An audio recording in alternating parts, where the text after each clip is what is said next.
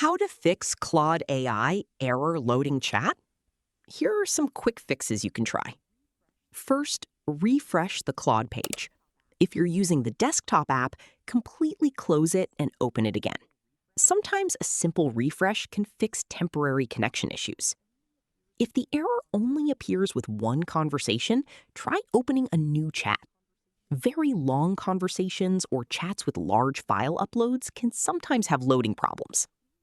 Next, clear your browser cache and cookies for the Claude website. Open the three dots menu. Tap on Setting.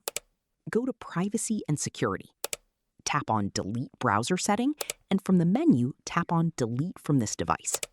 Keep in mind, this may sign you out, so you'll need to log in again.